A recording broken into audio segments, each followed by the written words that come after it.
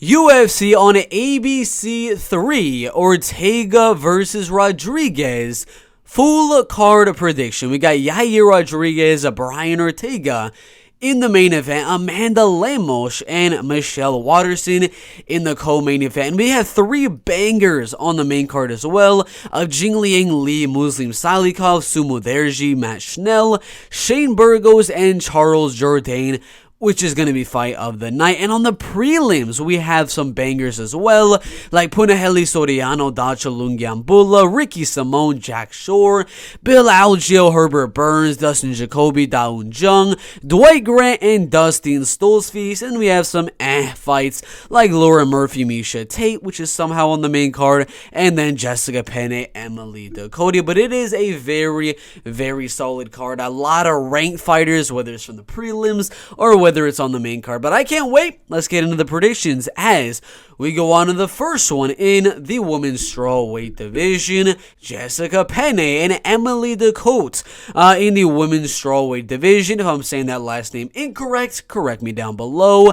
Tapology predictions very, very split. 62% going Ducote, 38% going at Penne right there. Now, it is close because on one hand, you got Emily, who is 28 and a half years old, a little bit smaller, a little bit less lengthy, but similar experience to Jessica Penne, whereas Jessica is about 10, 11 years older than Emily right here at 39 and a half years old. Now, Jessica Penne is one of those girls that she was on a very, very long layoff. From 2017 to 2021, she didn't have a single fight inside of the UFC octagon, came back and beat arguably a top 15 fighter in Lupita Godinez, who just went out there, beat Silvana Gomez-Juarez, Loma Lukbumi, and Ariane Carnelossi. Is about to fight Angela Hill inside of the UFC, but that wasn't really the best win. I don't really think she won that fight, in my opinion. Now, Emily might be the better striker here. She might have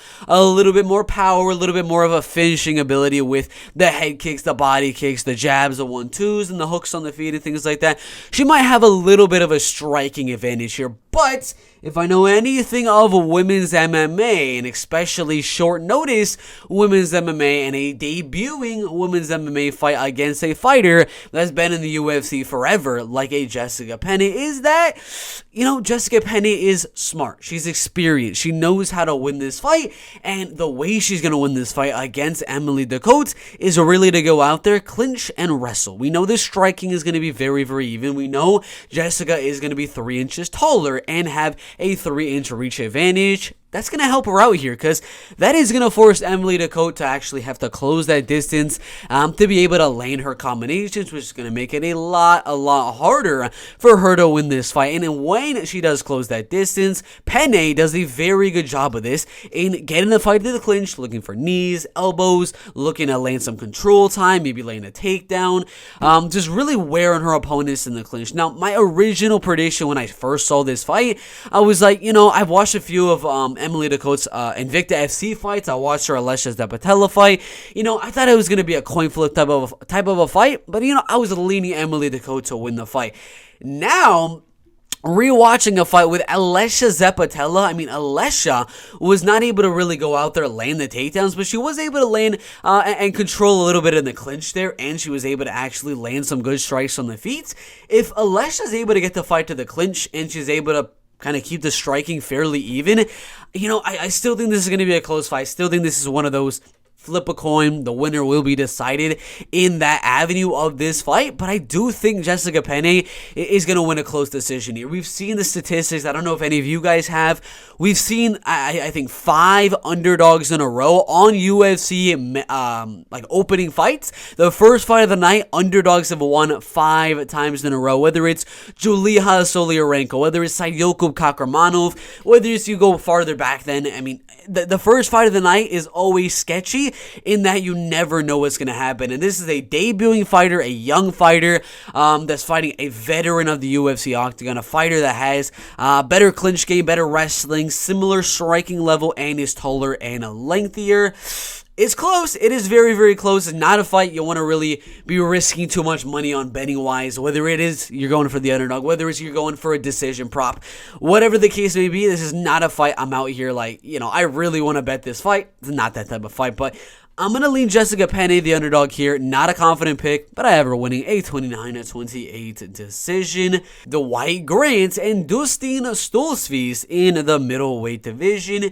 Now, Dwight Grant, his last fight was Sergey Kanzoko right there. Sergey was coming off a very, very long layoff in MMA, had not fought in the UFC for a while. Came back, and Dwight Grant looked pretty dang good, actually outstriking Sergey Kanzoko for a little bit in that fight until he didn't, and he got caught and knocked out in the second round. Now that fight was in the welterweight division, as were a lot of the fights for Dwight Grant. I mean, Francisco Trinaldo was in the welterweight division. Stefan Sekulic was in the welterweight division. D-Ron, welterweight. Algeo. I mean, all of these fights were in the welterweight division.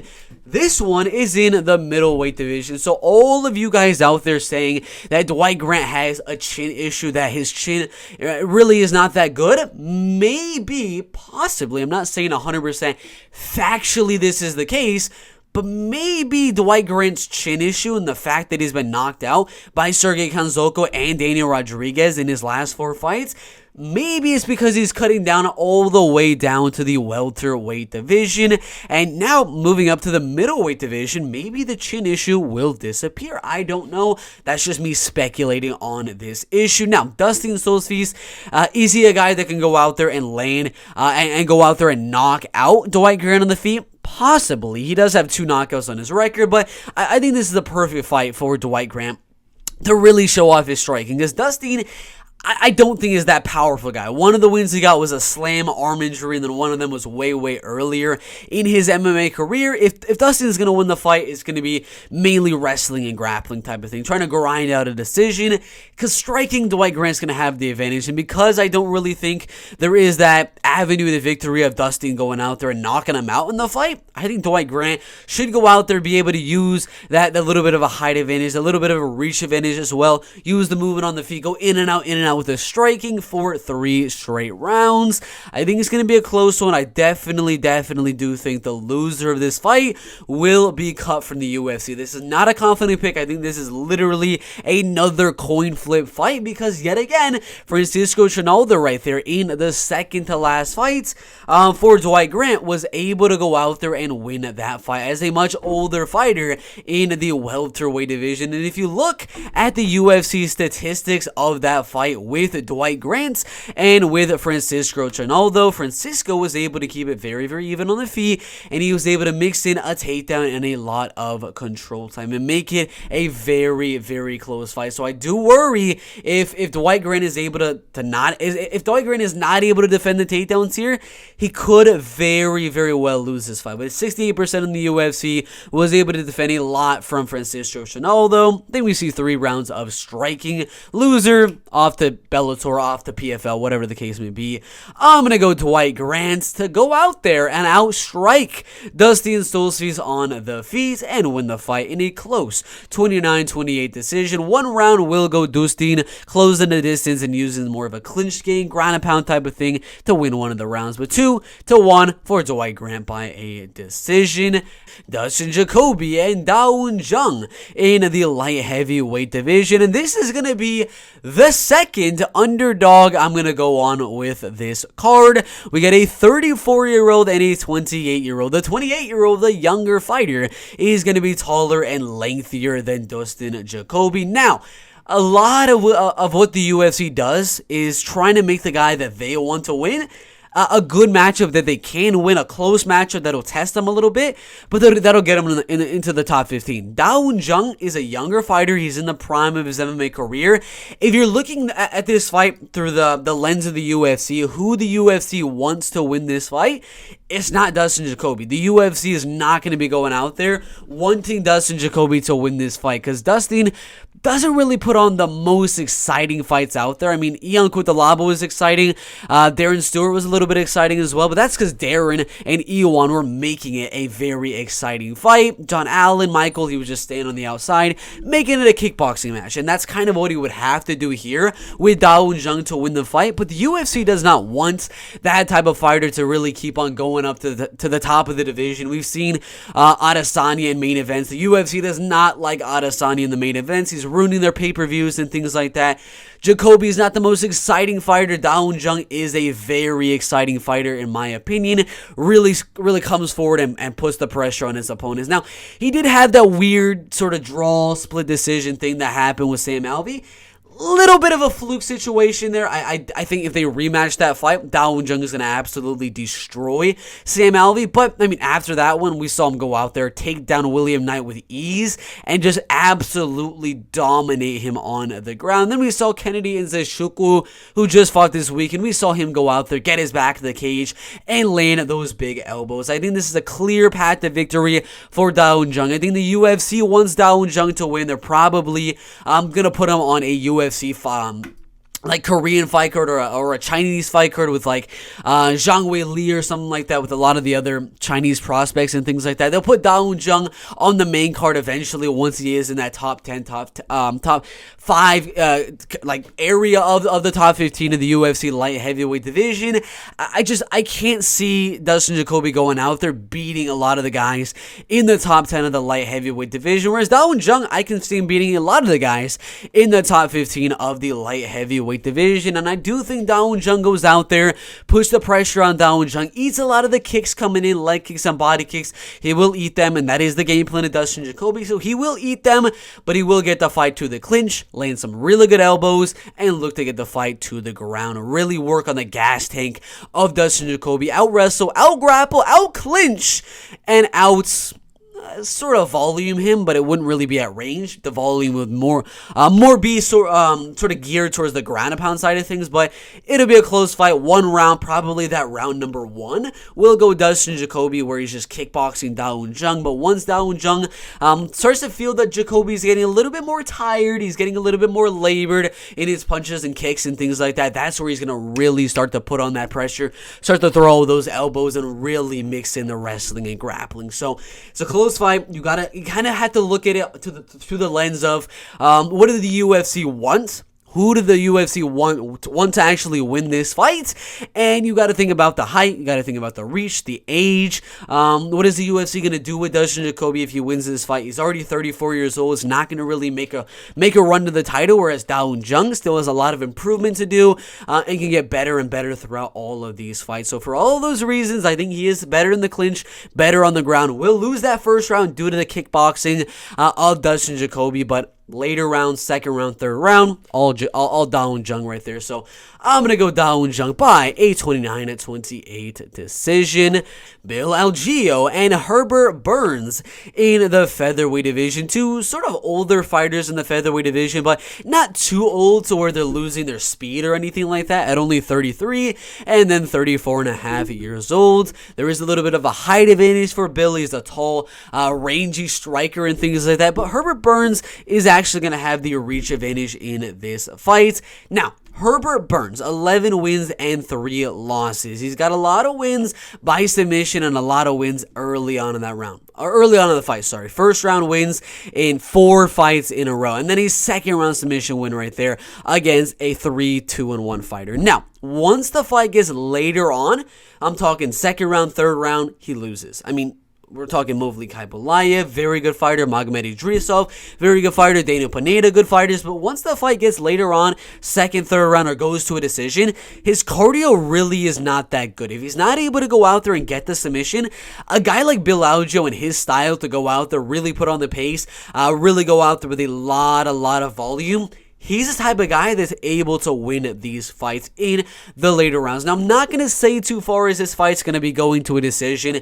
As we just saw Herbert Berns gas out a little bit and get finished. So, this is one of the fights where I think there's a good chance we actually see a knockout win from Bill Algeo here. But Again, Bill Algeo is not a guy that has very many knockout wins inside of the UFC or even outside of the UFC. Has a switch kick win, and then has a few other knockout wins early on in his career. That's the only reason I'm not like super confident in him going out there and getting the knockout, is mainly just because he's not really a guy that's prone to going out there and getting knockout wins. But it's a tough one. It's either Herbert gets the fight down, gets an easy submission on Bill Algeo, or he tries to get that submission on Bill Algeo, gasses out a little bit, and Bill just puts on a crazy pace later on in the fight. I think this one is sort of going to be like a Rodolfo Vieira, Chris Curtis situation where we're going to see Herbert be a little bit gassed in this fight, searching for a lot of takedowns on Bill Algeo here, but Bill is just going to defend a lot of those takedowns, keep the fight at range, volume. 29-28 decision. Round 1 goes Herbert Berns. 2 and 3 go Bill Algeo right there. I think it's a close one, but I think Bill Algeo will win, and I think they're going to reschedule the Bill versus Billy Corncio versus Bill Algeo fight, probably for a pay-per-view. I think they should definitely put that on. Maybe the prelim, like the main prelim, for a UFC pay-per-view or something like that, or just put it on a pay-per-view. I mean, everyone wants to see Bill Algeo and Billy Corncio. It's an amazing fight, but I'm going to go Bill Algeo by decision right there. I can see a knockout if Herbert Berns gets gassed enough later on in the fight. I don't usually give out betting tips on these full card predictions, but possibly you could do a live bet after the first round on Bill Algeo knockout. There's probably going to be some good odds on that, but you never know. We shall see. I got Bill Algeo by decision. Would not be surprised if we see that TKO. Ricky Simón and Jack Shore in the bantamweight division. Two young and very good prospects. I mean, Jack is going to be taller. He's going to be lengthier. He's going to be, similar experience to Ricky Simón, but he is a little bit younger than Ricky Simón. This is a tough one. 73% is going Shore. 27% is going Simón. Pretty much everyone and their mother is saying the fight's going to go to a decision. I as well. I don't see Jack Shore going out there getting a finish. I mean, he's coming off, 3 decision wins in a row, only getting a submission over Aaron Phillips and Nohelin Hernandez, who are not Ricky Simón. And Ricky, decision win over Brian Kelleher, decision win over Ray Borg, and then finishes over a random UFC fighter, Gaetano Perello, and then a very old Rafael Assunção, and then losing a decision right there. So I'm very confident this fight goes to a decision. I'm really not expecting Shore to go out there and submit Ricky Simón. I'm not expecting Ricky to go out there and knock out or submit Jack Shore in this fight, but it should be a close one. I do think Jack Shore is going to be the more technical striker. He's going to throw more volume. He has the better kicking game. He is taller. He is lengthier, but, there is that wrestling and grappling factor that, yes, Jack Shore is a very good grappler. He's a very good wrestler, but we never know until the fight actually happens. It's one of those where my prediction can be Jack Shore decision, but after the first minute of the fight, if Ricky's able to land a takedown, my prediction is immediately going to flip. I'm going to go Ricky Simón, but it's one of those. I don't know who's going to have the wrestling advantage here because we've never seen them fight each other, and Jack Shore has never fought a guy on the level of Ricky Simón in terms of wrestling and grappling. Maybe like a Merab Dvalishvili or something like that a very long time ago. And Jack Shore has never fought a guy like a Ricky Simón in wrestling and grappling. So, again, I don't really know how the wrestling and grappling is going to fare. I think it's going to be pretty much a nullifier, like a welterweight, Colby Covington, Kamaru Usman, kind of like a Gilbert Burns, Hamza Chimaev type of thing. I think it's really going to cancel each other out. I can't see it being like last week's fight, Saidyoku Kakramanov and Ronnie Lawrence. I can't see two really good wrestlers like that. One of them just completely dominating like Saidyoku Kakramanov did, which is very surprising. I can't see that happening here. I cannot see either guy dominating the other on the ground. We will see some takedown attempts. We'll see a lot of clinching, some ground and pound and things like that, but no real control time. If Shore gets a takedown, right back up. If Ricky gets a takedown, right back up. Mainly a striking fight. 3 rounds of striking. Shore's the better striker. He's taller, he's lengthier, there's more volume, better kicking game, better boxing game. Seems like a clear one to me. Jack Shore by a unanimous decision.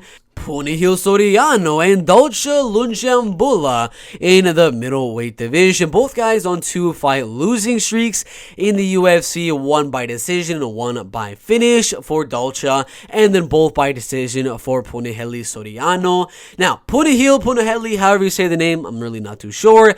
Beat Jamie Pickett by unanimous decision, knocked out Oscar Piachota, and then he knocked out Dusko Todorovic. Now, he is taller, not as lengthy as Dacha Lungiambula, but he is taller than Dacha Lungiambula. He throws more volume than Dacha Lungiambula. He has the better wrestling than Dacha Lungiambula. He's got the better cardio than Dacha Lungiambula. And Dacha, man, dude, the man's cardio is really a huge weakness for this guy. He did beat Marcus Perez right there, mainly with wrestling and grappling. It just, I mean, nothing he did on the ground was very fluid. It was just all over the place. Not really any technical grappling excellence by Dacha Lungiambula. And I think we have a clear path to victory for Punahele. On the feet, make it a little bit of a brawl situation, but have a very high guard, defend those big hooks and things like that of Dacha Lungiambula in round number 1. You know, just kind of have Dacha really go out there, put it all out there in round number 1. Have him throwing a lot of volume, have him throwing big looping punches early on in the fight, and then later on in the fight, you use some wrestling. You are a NCAA wrestler. You are a legit wrestler. You can take this fight down if you wanted to. You get a little bit of ground and pound, use some clinching and things like that. Punahele can definitely do that in this fight. Now, Dacha is not, I mean, he's a very strong guy. He's very muscular, very strong and things like that. He's very powerful. But round 2, round 3, that all goes away. The lactic acid decides to kind of like build up in Dacha Lungiambula, and his takedown defense just goes down and down and down. His power goes down and down and down. His speed goes down and down and down. Again, round 1, we're going to go Dacha. Round 2, round 3, you know, we're going to go Punahele Soriano. So it's a close one here. I think Punahele has the keys to victory here. He's going against a guy perfect for him with very bad cardio, good in the early rounds, but Punahele has never been finished in his MMA career. He will survive that first round, and he'll mix in the wrestling later on. This is really a factor of this fight. Does Punahele Soriano have good coaches, or does he have bad coaches? Is Punahele Soriano going to be smart about this game plan, or is he going to be stupid about this game plan? He has an easy path to victory, an easy game plan to win this fight. Will he use it? Will he not? I don't know. We shall see. I think he will. I think he'll use the wrestling here, and I'll go Punahele with a 29-28 decision. Lauren Murphy and Miesha Tate rescheduled for UFC Ortega versus Rodriguez. This is the prediction. 35 and 38 years old. Miesha is taller, but not lengthier than Lauren Murphy. Now, this is a move from bantamweight 135 to flyweight 125, which is very interesting. Now, Miesha Tate is tough because first off, it's women's MMA. That's the first thing we got to go over. It is women's MMA. I mean, Miesha is legit. Lauren Murphy's pretty decent as well. It should be a clear path to victory for Miesha Tate to win this fight by decision. But again, it's freaking women's MMA, so I'm not going to be confident about this because, again, it's women's MMA. But there's a clear path to victory for Miesha Tate to go out there and win this fight. It is take down Lauren Murphy, get the fight to the ground, and ground and pound. Do exactly what you did with Mariana Reneau. Ground and pound, wrestle, look for submissions and things like that, and win the fight on the ground. On the feet, keep it very even, and you can easily go out there and win this fight by unanimous decision. There's a clear path to victory for Miesha Tate in this fight. For Lauren Murphy, the path to victory is defend the takedowns, make it a little bit of a dirty striking fight, and just look to land more volume. I mean, it's a women's MMA. If you land more volume, get a little bit of control time against the cage, the judges can give you can definitely give you the fight in that case. But if you get taken down, all of that goes out the window. It's really, can Miesha Tate land the takedown? Will Lauren Murphy defend the takedown? I think Miesha Tate will be able to land the takedown, and I think she wins this fight by a decision. But there is one last thing. Don't click off the video. There's one last thing for this fight. It is, again, she's moving divisions. What is she going to look like going down to the flyweight division? What is her physique going to look like? What is her chin going to look like going down to flyweight? What is her strength going to look like? What is her size going to look like? I mean, there's all of these factors to consider. So this is my prediction, but I might have to revise it after the weigh-ins. This is one of those fights where she's moving divisions. I might actually have to make a separate prediction video after this if I change my prediction, in case there is something that comes up in the weigh-ins. If I don't like what I see in Miesha Tate's weigh-ins or things like that, I might have to make a revision to this prediction, because you never know with women's MMA, especially when they are moving the weight classes and things like that. But I'm going to go Miesha Tate by a unanimous decision. Shane Burgos and Charles Jourdain in the featherweight division. Now, Shane is taller. He is lengthier. And by a mile. I mean, if you look at the reach, it is 6.5 inches longer than Charles Jourdain. He is in the prime of his MMA career. Again, he's taller, he's lengthier, he's got more experience, especially towards the top of this UFC featherweight division. Whereas Charles Jourdain, against the top tier MMA fighters, there's not really many of them. Andre Ewell, Lando Venato, Julian Erosa, Marcelo Rojo, they're all kind of journeymen outside of the top 15 guys that are just, moving around and things like that. Every time he sort of gets that step up in the UFC's featherweight division, he tends to lose. Des Green, Andre Feely, and then Joshua Coulibaly. All of these fights, he's getting that step up. Even Julian Erosa, he tends to lose those fights. This is another fight. He's going from Andre Ewell, Lando Venata to freaking Shane Burgos, a top 15 featherweight in the world. That's most recent losses are to who? I mean, look at the guys that Shane Burgos is out there losing to. Calvin Kattar, Josh Emmett, and Edson Barboza. Josh Emmett's about to fight for the title. Calvin Kattar was just in a main event with Josh Emmett, and Edson Barboza has just been in a couple of main events in this featherweight division. This is a pretty big step down in competition, especially in the fact that Charles Jourdain is going to be nowhere near as good as those other fighters that Shane Burgos has been fighting, not to mention the height and the reach advantage. Now, again, I haven't mentioned it. This is going to be fight of the night. This is going to be fight of the night, no matter what. There's no other fight on here that can take this fight as fight of the night. Jack Shaw, Ricky Simone, maybe. The only way this fight is not fight of the night is if Shane goes out there and knocks out Jourdain, or if Jourdain goes out there and knocks out Burgos. That's it. Or if freaking Yair Ortega is a bloodbath. This is going to be fight of the night. Now, Charles, his game plan for this fight, come forward and make it a freaking war. Shane Burgos' chin has been a little bit questionable since that Edson Barboza fight. I don't know what was really happening there.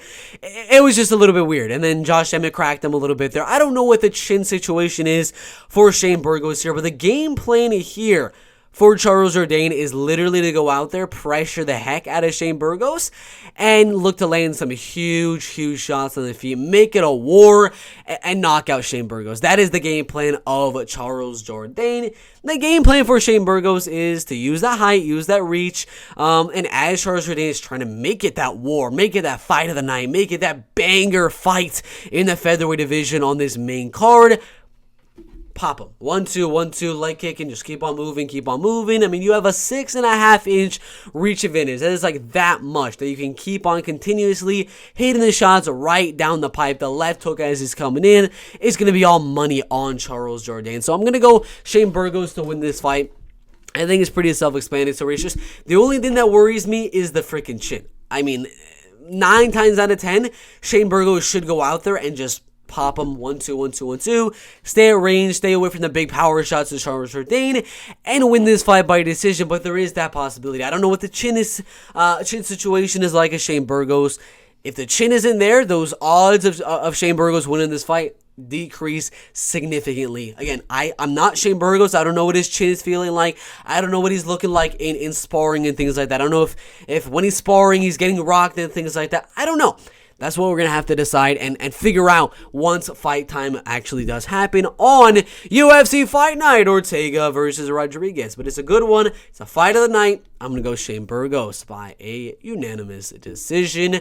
Sumudaerji and Matt Schnell in the flyweight division. Now, Sumudaerji, 26 and a half years old. Same height and a little bit of a reach advantage. Now, Su, pressure forward, come forward, land some big shots, get out. Lands the big shots, get out. Lands the big shots, get out. That is the game plan of Sumudaerji. He has very good power. He's got very good speed, and is very able to go out there, pressure his opponents forward, land some big shots, and win the fight that way. Matt Schnell, a little bit different. He is more of a counterpuncher that might mix in some grappling and wrestling every now and then as well. I don't think this one is going to be a grappling and wrestling type of thing. I think this fight should be 3 rounds of striking unless Sue does catch Matt Schnell and knock him out in this fight. But it's close. It's a close one because, again, counter-punching abilities, definitely going Matt Schnell. Pressure and in-and-out striking does go Sumudaerji here. So it is a close one. Matt Schnell has fought some names in this flyweight division. Alexandre Pantoja, Rogerio Bontorin, Brandon Royval, Hector Sandoval. Font right there, fought on The Ultimate Fighter and fought freaking Tim Elliott right there. I mean, these guys are fighting some legit guys inside of the UFC octagon. But Matt Schnell, the chin, I mean, he's been knocked out a lot. Not recently. Rogerio and Brandon Royval weren't really able to do that. But again, Royval, grappler. Rogerio, mainly a grappler. Tyson Nam, good powerful puncher. Just a very small, not lengthy guy. Pantoja was able to go out there, knock him out. I think Sumudaerji can do it. He's not the most powerful guy, but he definitely does have the ability to land volume throughout the fight and really crack the chin throughout volume. Like Max Holloway type of power where he's just keep on hitting you, and eventually the chin will crack. So I'm not going to say first round or even second round knockout. I'm going to lean towards a third round KO from Sumudaerji right here. But this is a good fight. Definitely a sleeper fight. For anyone that does not know Sumudaerji or Matt Schnell, this is going to be a very good fight in the flyweight division. I'm going to go Sumudaerji by a KO in the third rounds. Jingliang Li and Muslim Salikhov in the welterweight division, 38 and 34 years old, pretty similar height, and a little bit of a reach advantage for Jingliang Li. That'll help him in terms of the boxing, looking to counter like he did with Santiago Ponzinibbio knocking him out, like he did with David Zawada and Alizu Zaleski. If Jingliang Li is going to win the fight, it'll be a knockout. The dude has some good power in his hands. But this fight right here with of course, Muslim Salikhov and Jingliang Li, the possibility of Jingliang Li going out there and knocking out Muslim Salikhov is pretty small in my opinion. Muslim has a pretty good chin, hasn't really shown to get rocked in any of his fights, and he does have the backdoor game plan in that he can wrestle. I mean, he has the wrestling advantage, he has the grappling advantage. I know we just saw Khamzat Chimaev go out there and out wrestle Jingliang Li, get the submission. Obviously, Muslim Salikhov is nowhere near that level of a wrestler and grappler as a Khamzat Chimaev, but he can still go out there mixing the takedowns and out wrestle and out grapple Jingliang Li here. Not to mention, he is also a very good striker, a very good kicking game, body kicks, spinning kicks, high kicks, front kicks. I mean, really good boxing as well. I think the striking is going to be very even here. I mean, it could be a little bit interesting for me to say, but I actually give Muslim Salikhov a little bit of a striking advantage over Jingliang Li. Yeah, maybe power goes Jingliang Li, but in terms of volume, technique, kicking ability, and things like that, I think it all goes Muslim Salikhov. Not to mention the takedowns as well for Muslim Salikhov. I think he wins this fight, and I think the UFC gives him a good step up in competition after that, and then I think he loses. I think this will be a good fight, get him in the top 15, and then they'll use Muslim Salikhov for an up-and-comer like Daniel Rodriguez or something like that. I don't know, but I think Muslim Salikhov's better everywhere. Striking, kicking, clinch game, wrestling, grappling, all that good stuff. So Muslim Salikhov wins this fight by a unanimous decision. Michelle Waterson and Amanda Lemos in the flyweight division. Amanda did get submitted by a freaking standing arm triangle by Jessica Andrade, beat Angela Hill, Montserrat Ruiz, Livine Hasuza, and Mizuku Inu. She is 35 years old, taller and lengthier than Michelle Waterson, throws more volume than Michelle Waterson, hits harder than Michelle Waterson. Now, if this was 5 rounds, you know, maybe I might go Michelle Waterson. Maybe. Like, if for some odd reason, Brian Ortega pulls out of his fight with Yair Rodriguez and they're not able to reschedule that one for maybe Yair versus Josh Emmett or something like that, whatever the case may be, and this is promoted to a main event and it's a 5-round women's flyweight fight, you know, I might have to go Michelle Waterson to win the fight, but it's not. It's not 5 rounds. It's 3 rounds. Amanda's going to have the power advantage early. She's going to have the volume advantage early. She's going to pressure Michelle Waterson, use her height, use her reach, use her power, use her speed, and just destroy Michelle Waterson early on in the fight, but Michelle's not a girl that gets finished. Decision loss to Joanna, to Carla, to Marina, beating Angela Hill, and beating Carolina Kowalkiewicz. All of her fights go to a decision. I think this one will as well. And Amanda wins round 1 and wins round 2. She gets a little bit tired. I mean, the lactic acid starts to build. Michelle puts on the pace, tries to make a little bit of comeback, look for the finish, wins the round 29-28 for Amanda Lemos. In the flyweight division, Brian Ortega and Yair Rodriguez in the featherweight division. Brian is a little bit of a favorite, 31 years old, smaller and less lengthy. Yair is going to be taller and more lengthy in this fight. He's a better striker. He's more elusive. He's faster than Brian Ortega. He hits harder than Brian Ortega. He has better elbows. He has better shoulder strikes. He has better kicks. He has better knees. He has better punches. I mean, everything to do with the striking, Yair Rodriguez is going to have the advantage. Not enough to go out there and finish Brian Ortega, because freaking Max Holloway barely could go out there and finish Brian Ortega in their fight, and then Volkanovski somehow was not able to finish him. I don't know how. I mean, he got dominated in the fight. I know he was close on some submissions and things like that, but that's only because Volkanovski landed the takedowns of his own. It's a close one. It is a very, very close fight. I don't think Ortega is going to get finished. I don't think Yair is going to get finished either. He did get knocked out by Frankie Edgar right there by doctor stoppage. That kind of seems like a theme with a lot of these guys are losing by doctor stoppage, but I don't think that's going to be the case here. I think this fight goes the full 5 rounds, and it's either Yair outstriking and defending the takedowns of Brian Ortega for 5 rounds, using his striking to finish and winning this fight fairly easily, or, Brian Ortega loses on the feet for a little bit, and Yair is just stupid, goes for a takedown, Ortega guillotine, or maybe Brian Ortega somehow learned how to land a takedown, because we all know Ortega is one of those guys, very, very legit jiu-jitsu. I mean, top tier jiu-jitsu in this featherweight division, but no wrestling. We all know that. So maybe Ortega's wrestling has improved since the last fight with Alexander Volkanovski, but from what I've seen in his last few fights, I really doubt he's going to go out there and take down Yair. And I know the argument can be made, oh, well, Max Holloway was able to go out there and take down Yair Rodriguez. Well, Yair was not expecting that. Yair was fully expecting that fight to be 5 rounds of striking and maybe a knockout mixed in somewhere in that fight. He was not expecting a takedown from Max Holloway. That was the reason Holloway was able to land the takedowns, because they were just random takedowns from Max Holloway. You're like, the heck? Holloway's shooting a takedown? He knows Brian Ortega's shooting for a takedown here. He knows that. His game plan will be built around that. His whole fight camp will be built around defending the takedowns and outstriking Brian Ortega. So this will be, I think, my 3rd underdog of the card in Yair Rodriguez. So yeah, we're going to go Yair Rodriguez in the main event to win this fight by a unanimous decision, outstriking Ortega for 4 out of 5 rounds. Very close round in the UFC's featherweight division. But yeah, that is the full card prediction for UFC on ABC 3, Ortega versus Rodriguez. I got underdog Yair Rodriguez. I got Amanda Lemos. I got Muslim Salikhov. I got Sumudaerji, Shane Burgos, Miesha Tate, Punahele Soriano, Jack Shore. Short notice, Bill Algeo. Underdog Jung, Dwight Grant, and underdog Jessica Penne. Those are the full card predictions. Make sure to like, make sure to subscribe. Click link in the top of the description below to see all the bets for this fight card. But all that being said, we'll see you in the next one. Let's go.